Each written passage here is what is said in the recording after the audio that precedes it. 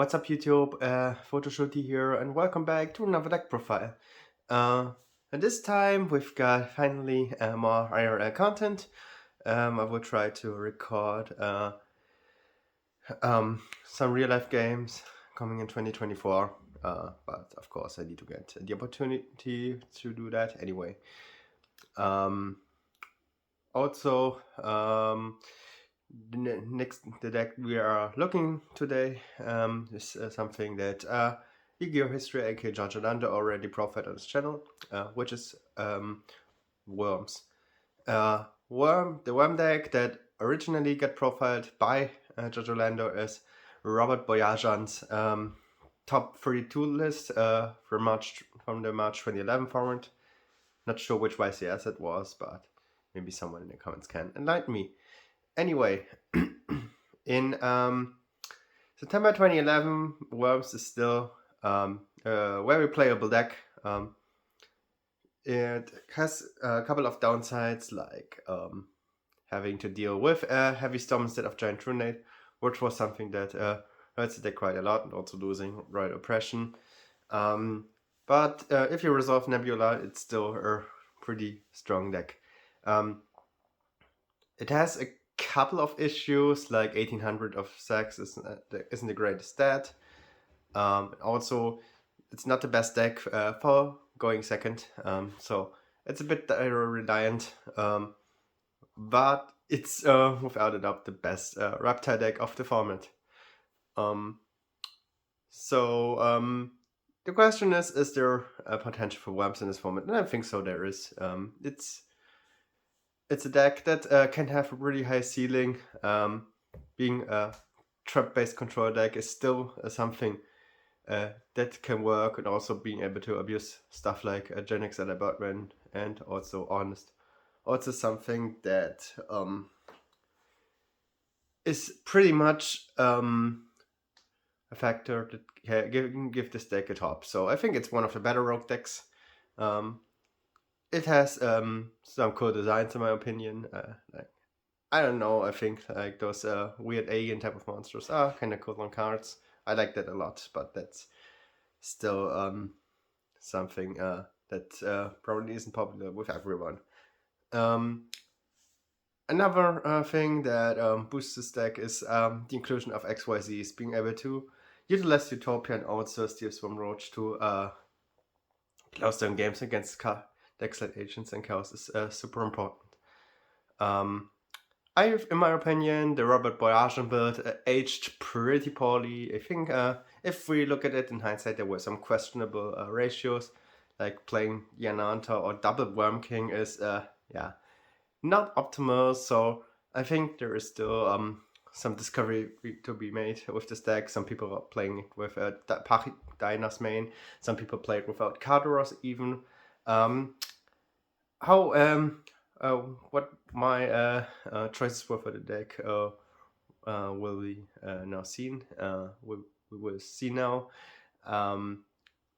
The build is pretty standard, pretty straightforward, and I will explain the ratios, and you will see what today's deck profile has in stock. All right, let's get to the deck profile. First, we're playing 3 copies of Worm Sax. Everyone doesn't know what this card does. When it's normal summon, you can send a reptile type worm monster from the deck to the graveyard, and when a worm Jägen is on the field, it can be destroyed by battle. So yeah, those two basically go hand in hand. Then we have Jägen, which can special summon itself when a worm sax is only a worm sax is on the field.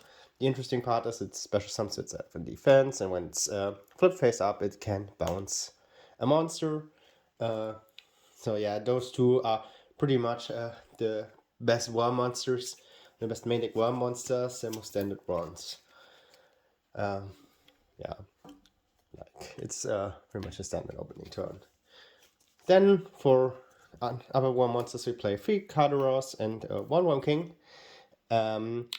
Kardaros, people, I saw people cutting Kardaros, which I'm not sure if that's correct. The deck struggles, in my opinion, a lot of with not off with playable main deck monsters. Sure, Cardaros is slow, but it can search out, when it's flipped face up, it can search out a wild monster from a deck to your hand. So it gets you to your card, to the cards you basically need. This deck is not that great when you don't open sacks. So yeah, I mean, it's not the best card when going second, so I can see you citing some of them out, but in my opinion, I think you have to play this one. I know it's not the most optimal, but yeah. Then the last card we're playing is Worm King. Pretty much a boss monster of the deck. Pops the card. Can be tribute summoned by only tributing one more monster, so it's not that bad if you draw him. Also, so that's the reason why I don't get people playing double. Yeah, for sure. You really wanna summon out this card with double Nebula, but yeah. Even if you don't, then you just resolved like a draw 2. So yeah, don't wanna play multiple bricks. I think people should have learned that with Titanial already. Then yeah, to Thunder King, you're playing a trap deck. It's basically the best card of the format. We're also playing it with one Honest, since we're playing a light deck, and one Gen X Allied Birdman. Birdman is really cool to pair with Worms X, and also with Worm Jagen for one reason only. We're running the level 7 Synchro, the Gen X Allied Triforce, which can special summon when it's synchro with a light monster, which can special summon a light monster in face down defense position. So yeah, basically you can revive your Worm Jagens, get free bounces again. So yeah, as a one-off, it's a really good card.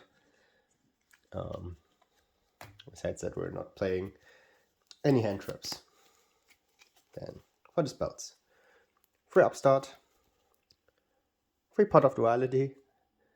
We basically want to draw first turn into Sex plus double Nebula. That's our main win condition. If we are able to resolve a big double Nebula, the game is almost over with a lot of back row. So we go for max consistency here. Also, like I said, we really need to have sex.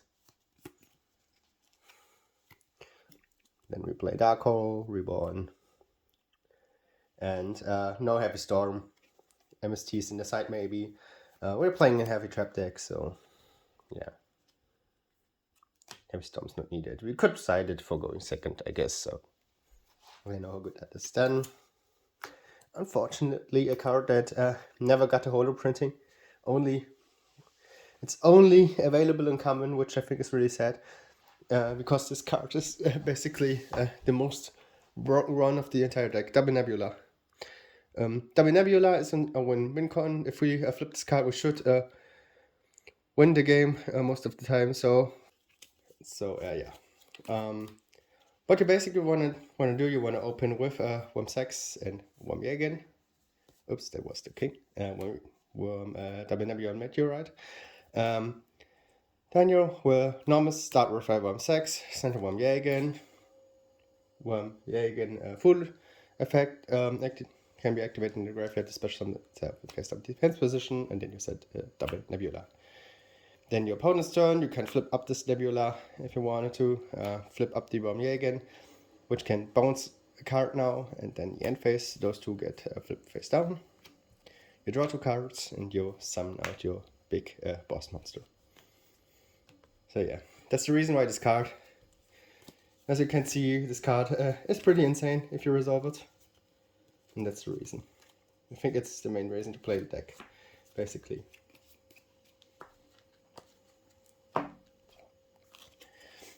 Then we play for Prison. Yeah, I think Prison, you rarely see Prison in a 2011 deck as a free off, but protecting your stuff is super important in this deck.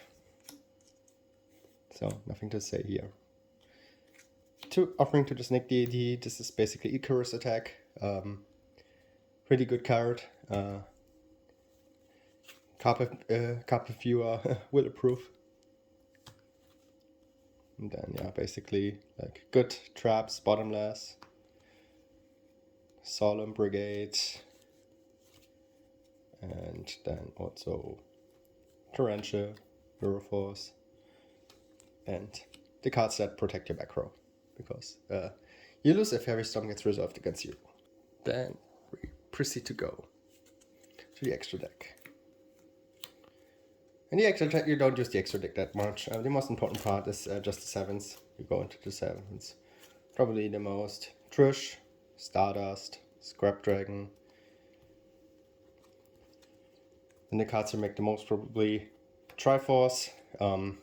So you can special summon bouncing one of your monsters, synchro with a light monster, and like I said, when it's synchroned with a light monster, you can special summon a light monster from a graveyard and face down defense position. So this card pairs really well with this deck.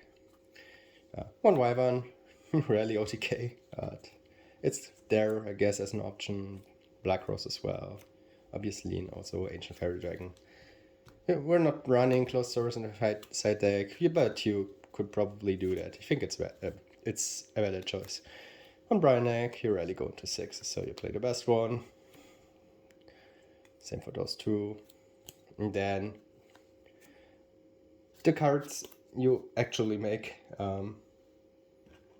So first of all, 2 Utopia, 1 Zenmeister. Zenmeister has some nice applications in this deck, since it can make use of Katarus and Yagin. And also Roach is obviously in here as well. And we're also running a Chimera attack. So yeah, that was the deck profile of September 2011 Worms. If you liked the video, like, share, and subscribe. Also, make sure to join the Tengu Plantown channel, and also check out the TCG Rewind website and TCG Rewind Discord for more infos for our Tengu Plant World Championship. I will hopefully see you guys soon for more IRL content. But also you can stay tuned for the September 2011 deck showcase series. This will also continue in the new year. I also want to give a shout out to Dobar for sharing their Worm deck list with us. This deck got used at last year at YCS Dortmund on stream, so you can see it's a really cool deck to discover. And yeah, if you like setting traps, I guess this is the deck for you anyway. Okay, I hope I see you all soon. Until then, see you soon and goodbye.